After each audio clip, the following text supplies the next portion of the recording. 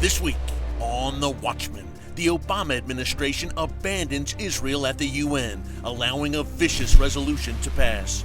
Israel's ambassador to the UN joins us to set the record straight on how Israel is the solution and not the problem in the Middle East. When it comes to the Security Council or the General Assembly, unfortunately, they repeat the same old slogans against Israel, and my goal is to change it. Plus, see how Israel is the one place in the Middle East where Christians can worship freely and without fear. It's The Watchman. It's Christians United for Israel, only on TBN.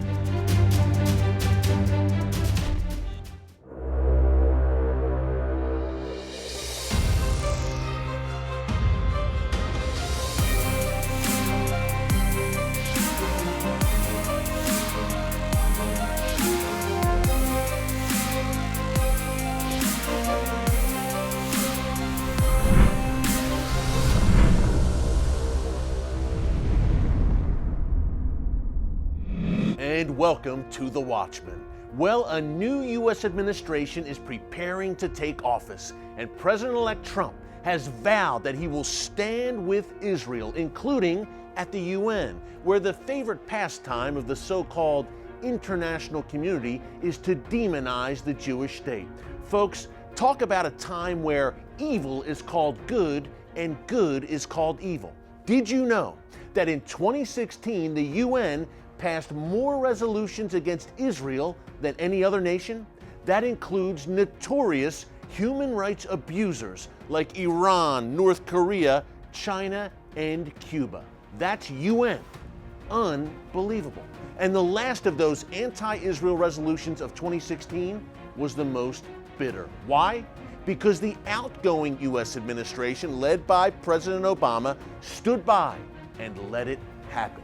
What the UN is saying here is that the eastern half of Jerusalem, which includes the Western Wall, the Temple Mount, and the Jewish quarter of the Old City, are illegally occupied territory.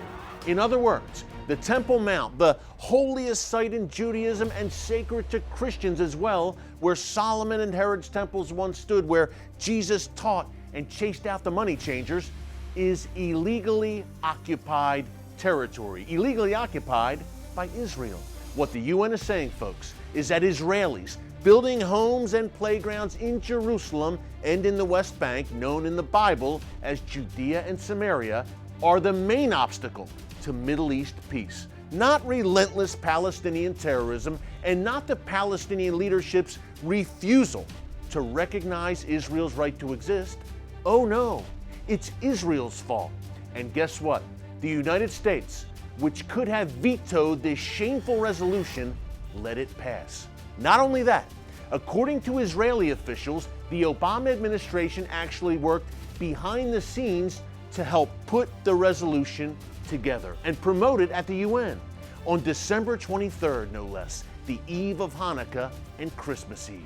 Here's Israeli Prime Minister Benjamin Netanyahu. Over decades, American administrations and Israeli governments have disagreed about settlements, but we agreed that the Security Council was not the place to resolve this issue.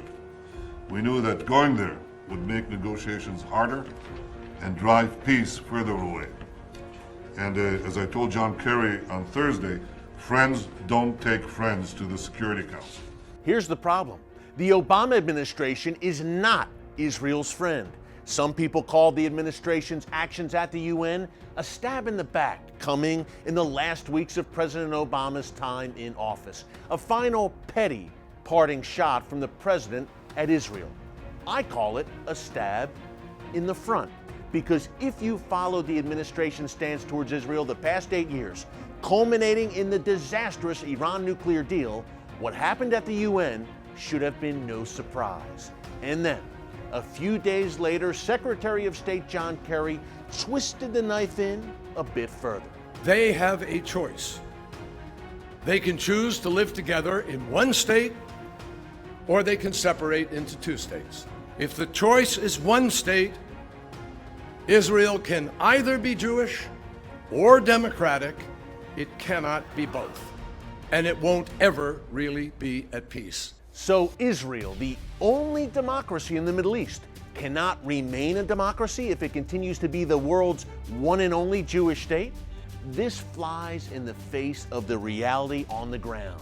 To sum it up, during his 73-minute speech, Kerry mentioned the supposed Israeli occupation of places like eastern Jerusalem twice as many times as he did Palestinian terrorism.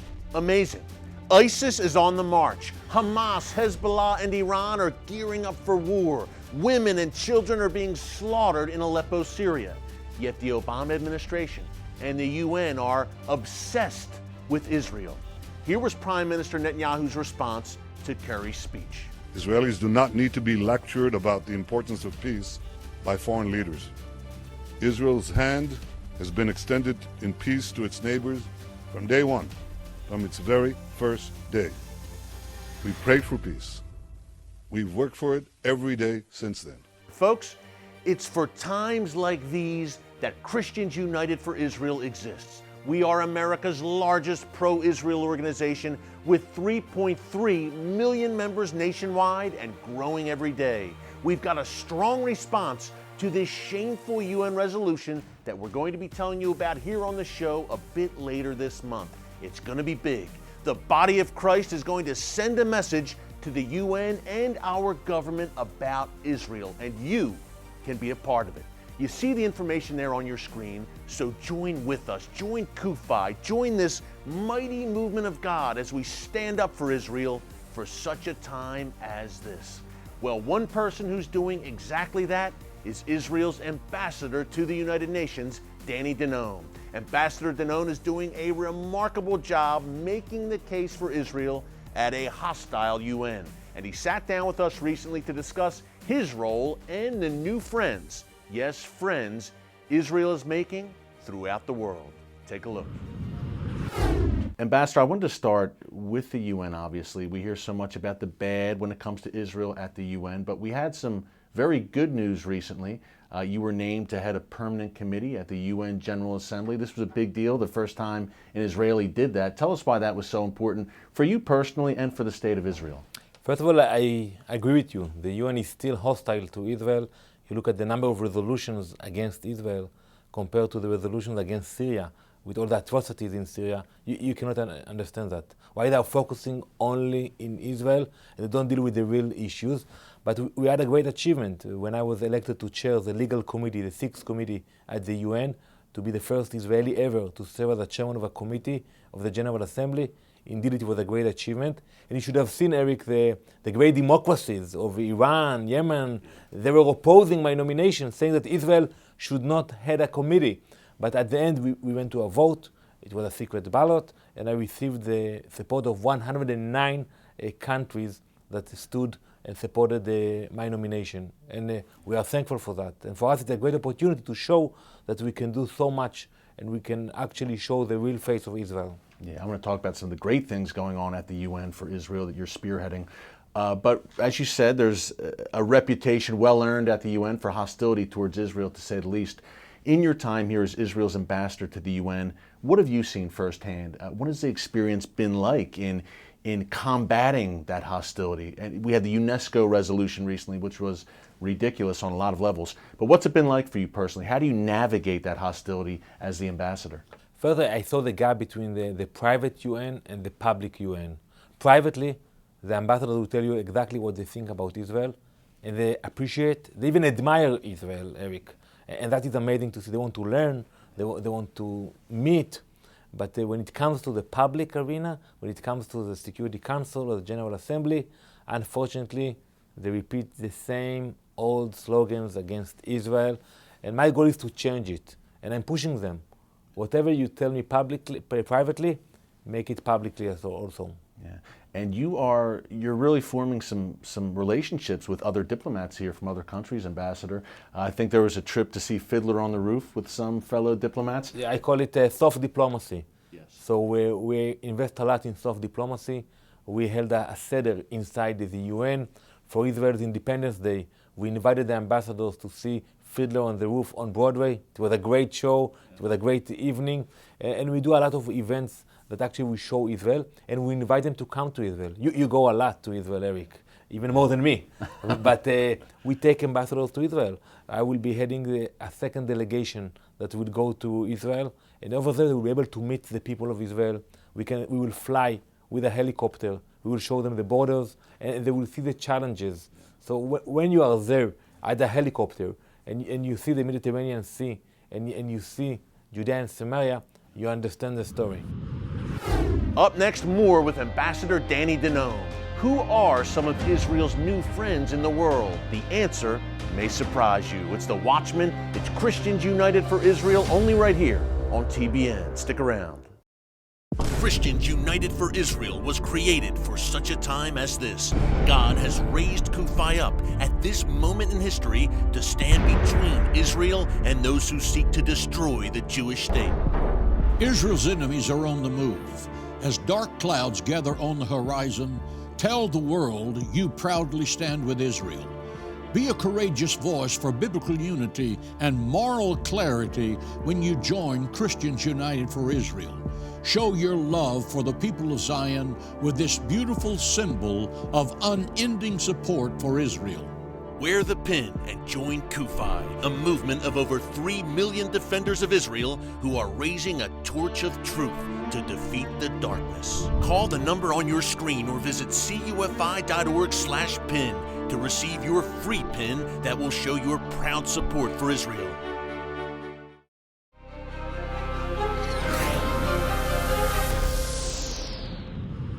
I want to talk a bit more about that UNESCO resolution, Ambassador, basically denying the Jewish heritage on the Temple Mount. You're here, you're at the UN.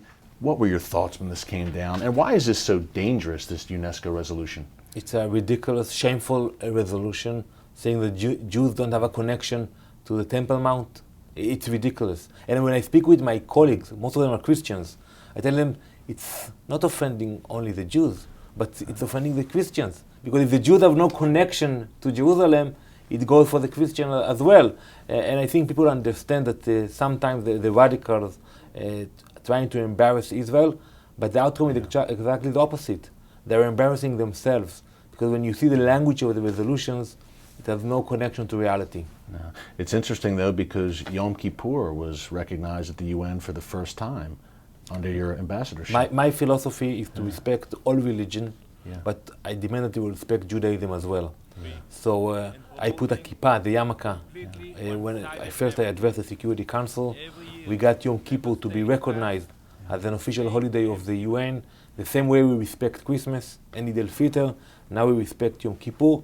And we even got kosher food now into the cafeterias of the UN. You know, if Christian and Muslim can find food they can eat, so now also Jewish people who work at the UN are able to find food they can eat. Yeah, your boldness comes in handy in those situations, Ambassador. I would also think with the Iran nuclear threat. Talk about how that threat still looms. There's a tendency, I think, among some in the West after the Iran nuclear deal to say, hey, the problem has been kicked down the road, so to speak. Talk about why Iran is still such a grave threat, not only for Israel, but for America and the West. When I speak with Arab leaders, the first issue they bring up is the issue of Iran. That is the first issue, that is the main threat for the Gulf countries, because they know that Iran intends to invest more in promoting terrorism in our region. And that's why we believe that we should see the sanctions being enforced. We should apply more sanctions against Iran. And when you look what they are doing now in Lebanon, I revealed at the Security Council a few weeks ago that Iran is using commercial airplanes to transfer missiles from Iran to Beirut and Damascus. And they're using commercial flights. That is unbelievable. I exposed it and I demanded that the Security Council will address it. So I think people understand that Iran is a threat not only to the Gulf state, but also for the Western societies. Yeah, it's amazing that pipeline they have, Ambassador, from Tehran, Damascus to Beirut into the hands of Hezbollah is the intention in many cases. There are many threats to Israel. Obviously, we have that terror, nuclear threat from Iran, but we also have the more, I guess you would say, diplomatic threat in the form of BDS, boycott, divest from, sanction Israel, that movement. Now, at the General Assembly, you held a conference on the BDS threat. For our viewers who might not be that familiar with what BDS is, share with us what it is and why it is so dangerous for Israel. BDS is a new wave of anti-Semitism. Today it's not politically correct to say, I am against the Jews.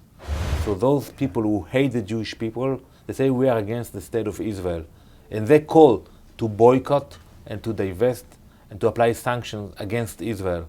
And we need to fight it. We need to fight it by legislation. And a few countries already passed legislation, and we are very happy to see it here in the US. We need to fight it in campuses where Jews and Christians who support Israel, and I'm familiar with those brave youngsters, should not be afraid. They should have the right to stand up and support Israel publicly. And the boycott, that is outrageous to see 70 years after the Holocaust that an organization like the UN is creating a blacklist, a database of companies that should be boycotted. This is unacceptable, and I encourage people to buy material from Israel, to come to visit Israel. This is the best answer to the BDS, is to invest and to come to Israel. Boycott the boycotters. Exactly. Talk about how, I guess you would say, the gains Israel's making in the world and the new relationships are being formed, including here at the UN. We see a change. People understand that Israel is not the problem. Israel can be the solution. Even some of the moderate Arab countries understand it. We see the African countries understand that we can support their agriculture, innovation, technology, and we are happy to share our knowledge with other countries. And we see the shift. And today, more and more people want to cooperate with Israel. And you look at the threats of cybersecurity, terrorism. Today, it's not applied only to Israel. All of those countries in Africa and many other countries share the same concerns that we do. So we have the experience, we have the knowledge, and we are willing to share it. Ambassador Denon, thank you so much. Keep it up. Thank you very much. We appreciate Thank it. you. Thank you. Coming up, see what life is like for a Christian living in Israel and a Christian living in the Palestinian territories. There's a big difference. Learn the truth after the break. Don't move. Israel's enemies are united in their goal to destroy the Jewish state. They all share one purpose: to wipe Israel off the map. Evil forces never stop working to isolate, delegitimize, and weaken Israel. In the face of evil, Christians must not remain silent. Supporting Israel is not a political issue, it is a biblical issue. And you can make a difference in your church, on college campuses, and on Capitol Hill. In 10 years, you've gathered more than 3 million members and are active on more than 300 college campuses. Kufi never shies away from standing with Israel, from standing with the truth. Become part of the largest pro-Israel organization in America and help Christians United for Israel push back against the darkness as a beacon of truth. Join over 3 million defenders of Israel when you visit our website at cufi.org and sign the Israel Pledge. Together, we'll make sure that Israel never stands alone. And welcome back. Well, the Middle East is a very tough place to be today if you are a Christian. But as followers of Jesus are being persecuted and fleeing from places like Syria and Iraq, the Christian population in Israel is growing. CUFI's Israel Collective recently spent time on the ground to see the difference between life for a Christian in Israel and the Palestinian territories next door. It is an eye-opener. Take a look. My citizenship is Israeli. My religion is Christian. We are the indigenous Christians of this land, Aramaic speaking. In Israel, we live in peace and in security because we have a common law for all citizens. We enjoy freedom of religion, we enjoy freedom of movement, freedom of speech, from equal opportunities. This is what we have in Israel. While we enjoying all this here, we have our Christian brothers and sisters from our same faith in Syria and in Lebanon and in Iraq and in Egypt are persecuted because they are Christians. I was born in Gaza. The Christian population in Gaza is about 1,500 Christians among 2 million Muslims. Most of the Muslims in Gaza are more radical, Islamic radicals than in the West Bank or any area in the Middle East because of the control of Hamas. Once they came to me and they said, we want to convert you to Islam, Khalil, and I said, thank you, I don't want to convert to Islam, I'm comfortable as I am. And they said, no, we have to convert you. I told them, no, I don't want. At the end, they came and they threatened me to be converted to Islam, and I said, I don't want this anymore. So I left the school and I was going back to home, and I was shocked that about 20 students of Hamas, they were waiting for me in front of the school. So they dropped me, they hit me, they beat me up.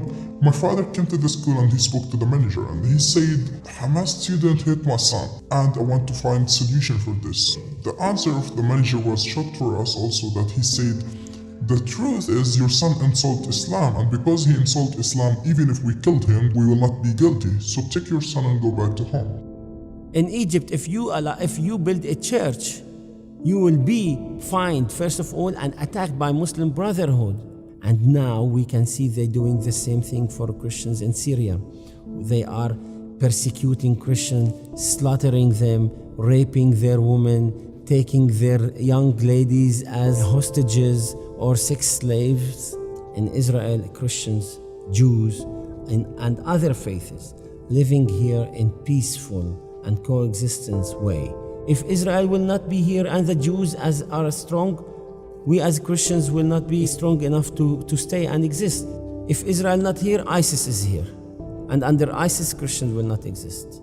Israel gives us a permits to visit the Palestinian territories here, the other part, the West Bank and Israel. So I decided I was gonna take this permit and I will stay in the West Bank. I think Palestinians in the West Bank didn't understand really well what is Hamas. Think about Hamas summer camps now. Watch it on YouTube. See a 13 years old children of Palestine in Gaza. They are training them, using them as soldiers. Can you imagine that? And that's according to the human rights that we all believe in it. It's a violence against the children. So if you want to defend the Palestinian rights and the Palestinian children rights, you should defend them before from Hamas organizations, from Palestinian leadership who are silent and who are hypocritic toward this violence against our own people. So we ask people to support Israel. This is what we have here in Israel, and this is what, compared to our Christian brothers, as they tell us in Arab countries, they're facing a huge persecution. And I want you guys in the West to intervene and help them. Help them in a way of protection. You can push for resolutions for protecting them. This is all we need, just not forgetting them. What's gonna happen if they send me back to Gaza? Probably I will be killed. Because in their opinion, I'm a Christian, as they consider me a pro-Israel and I'm evangelical, so probably I will be killed if they know some news about me. For sure I have heart for Israel because of the facts in the Bible, because I believe God has a plan for Israel. And then when Jesus changed my heart, I start seeing as a human, they have mistakes, but they have many right things, and they have a humanity, like I do. And I start to realize the true aspects and the true about the Jewish people and about Israel through the Bible and through the reality, not through the wall of bitterness and hate. This is my hope. I want to see peace here, I want to see justice, but a real justice.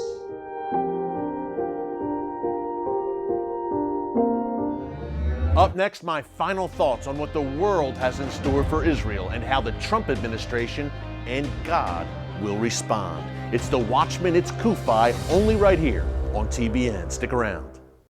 Christians United for Israel was created for such a time as this. God has raised Kufi up at this moment in history to stand between Israel and those who seek to destroy the Jewish state. Israel's enemies are on the move. As dark clouds gather on the horizon, tell the world you proudly stand with Israel. Be a courageous voice for biblical unity and moral clarity when you join Christians United for Israel. Show your love for the people of Zion with this beautiful symbol of unending support for Israel. Wear the pin and join Kufi, a movement of over 3 million defenders of Israel who are raising a torch of truth to defeat the darkness. Call the number on your screen or visit cufi.org/pin to receive your free pin that will show your proud support for Israel.